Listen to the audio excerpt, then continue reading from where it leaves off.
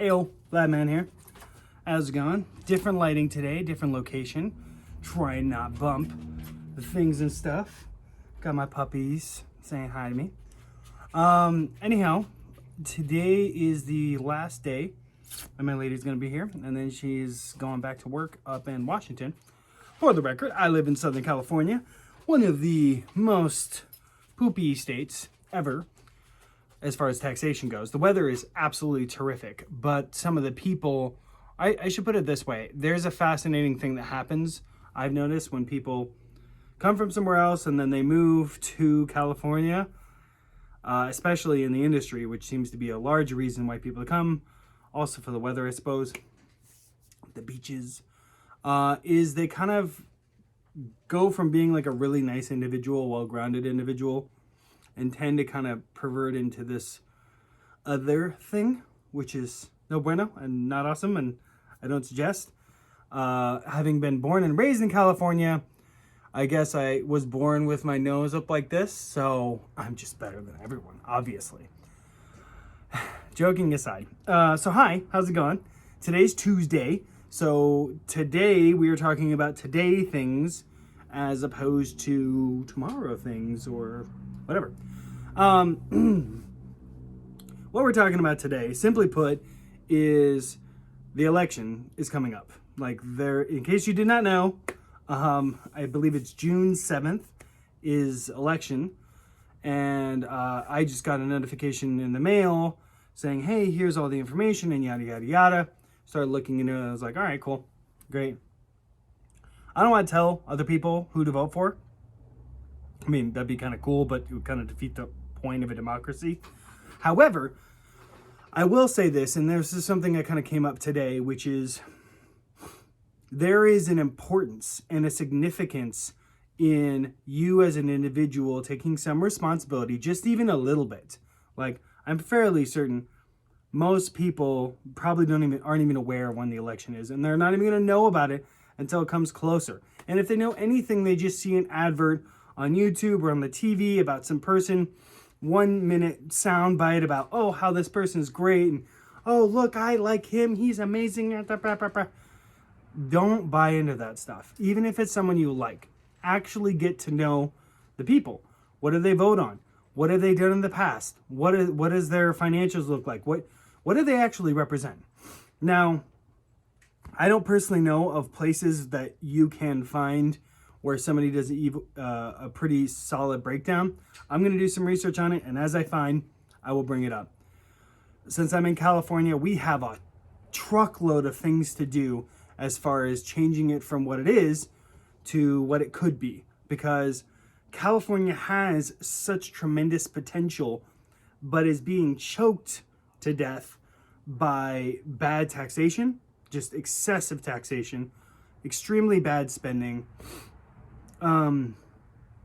bad politics in general. Just excessive amounts of government overreach is what's happening with California. And in line with that, it tends to and has tended to go more and more and more and more Democrat leading. So for the record, not that I am Republican, but I will just ask you this question. If you were to look at the top 5 biggest cities in the United States, and you're like, oh, okay, cool, these are the biggest cities, you'll note that most of them tend to be democratically run, which is fine. It's not really the end of the world, except it's also not fine because most of the cities were democratically run for a long, long time. And you'll see, if you look at all of the statistics of those cities, they tend to be run into the ground. Like, crime and other bad things just skyrocket and keep increasing every year after year. Whereas gun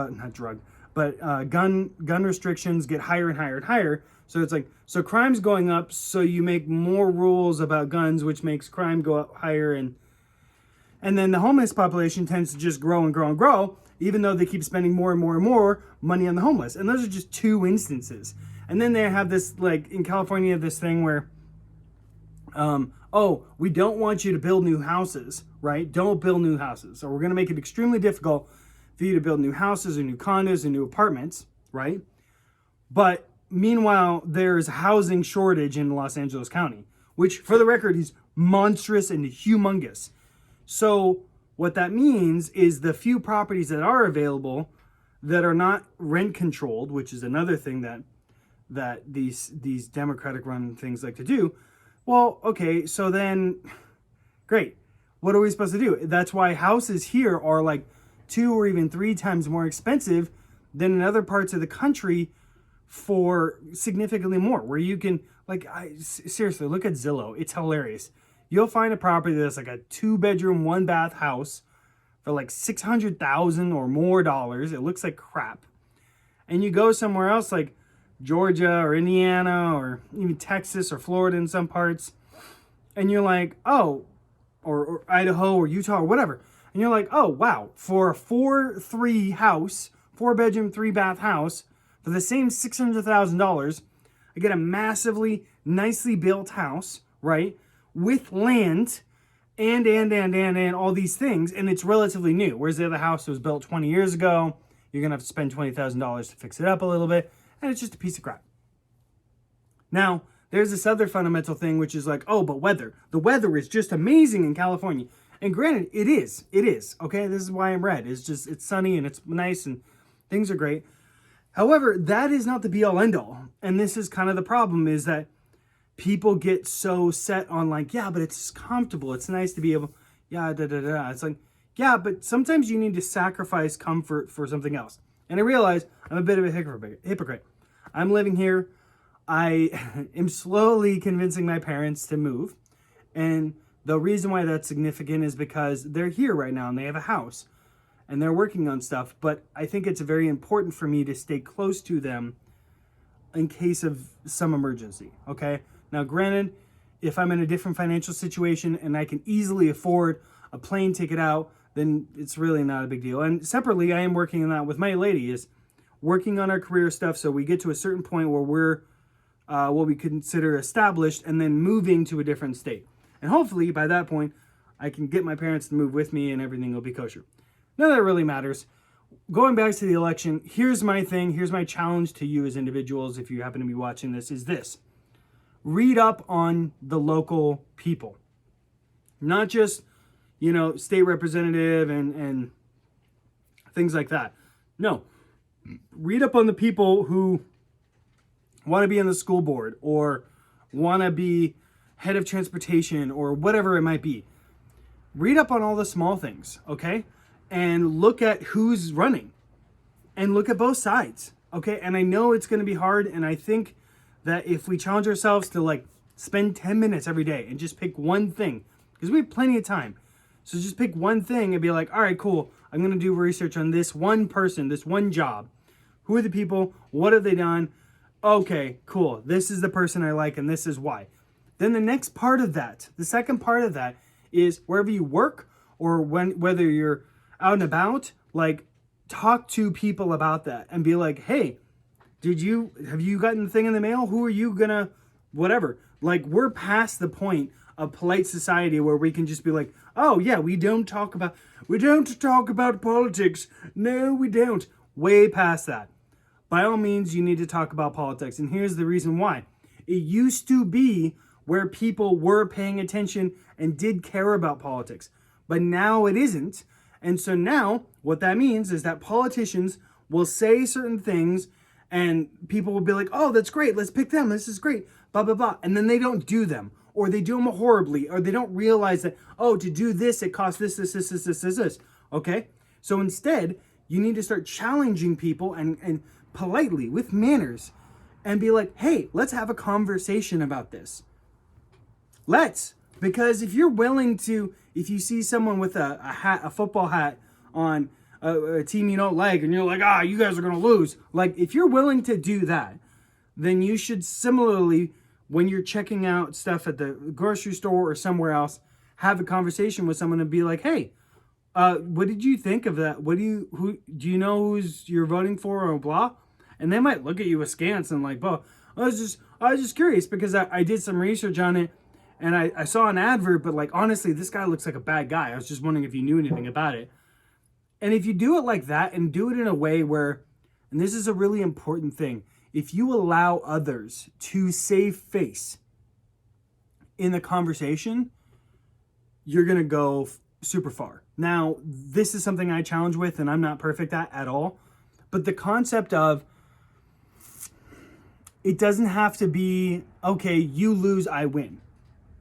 Instead, you can just say, hey, this is my opinion. If you don't agree or don't have a counter opinion, that's okay. I just want to know what your take was on it. And you're allowing them to say their opinion, and then it's just smooth. They don't have to argue with you. They can say your opinion, you be polite, and you're like, oh, I didn't think about that. Thank you. I'll do some more research. I appreciate it. And then if you do that, I feel like you're going to be infinitely closer to getting them to actually look at maybe their data and be like, huh, I wonder. But if instead you attack them and you make them wrong for their opinion, that's not going to do you any good. And whatever. And as a 35-year-old, almost 35-year-old, I feel like I've suffered from this so much, from just being like, and I was even talking to my lady earlier today, and I apologize, babe, but it was such an interesting problem of like, this is my opinion and this is why. And I had to like sit and chill and just rest in it for a second. And I got to apologize to her in person, so it's not just on video. And be like, okay, look, how I communicate, like this is my opinion, but how I communicated it was not okay. And to avoid that, I think it's a lot easier to do with people that aren't super close to you, because there is a certain level of decorum that's expected in certain public areas. But to go back to it, it is our job, it is our responsibility to not just care about the presidency, not just care about the Senate or the House of Representatives, but who's in charge of your children. And if you are curious, if you're curious at all as to the type of people that are watching over your children, a good little primer would be on Twitter or on YouTube. You can go, it's called Libs of TikTok. Those are some examples, not all at all, but there are a plethora of examples on the internet of teachers talking about things about what they're going to be teaching your children. And I don't have kids, but boy, oh boy, I'm not planning on putting them in public school without vetting every single teacher that is teaching them. And frankly, the dean and everyone else involved, maybe even the janitor, because yeah, maybe the janitor doesn't have anything to do with it, but it does matter. Anyways, that's it for today. Plaid Man out. I love you all. Doing another video tomorrow. Thank you. Bye.